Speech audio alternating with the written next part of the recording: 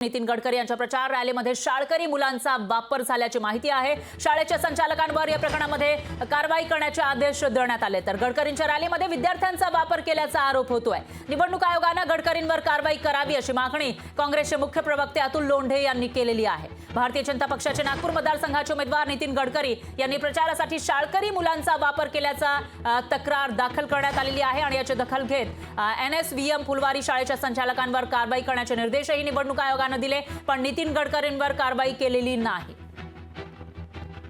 निवडणूक आयोगाने पहिल्याच पत्रपरिषदेमध्ये ह्या गोष्टी सगळ्या स्पष्ट सांगितल्या होत्या की मुलांचा वापर निवडणुकीत करता येणार नाही, तरी हा केला गेला। कारवाई कोणावर झाली? कारवाई संचालकांवर आणि मुख्याध्यापकांवर होणार।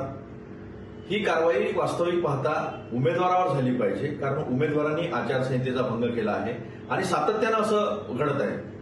मग ते बावनकुळे असो, देवेंद्र फडणवीस असो, मग या देशामध्ये कायदा आहे की नाही आहे, या देशामध्ये संविधान आहे की नाही आहे, त्याचं पालन होणार आहे की नाही होणार आहे, की निवडणूक आयोग काहीतरी वेगळंच करणार आहे? मी राजकारणासाठी काही किंवा विरोधक म्हणून मी आरोप करणार नाही, परंतु उमेदवार त्यामध्ये पूर्णतः लहान मुलांना प्रचारात घेतो असं नव्हे।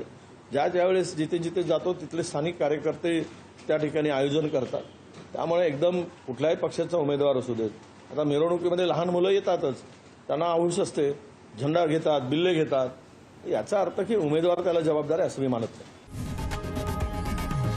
लोकशाही मराठी ऐका, पहा, जागरूक रहा।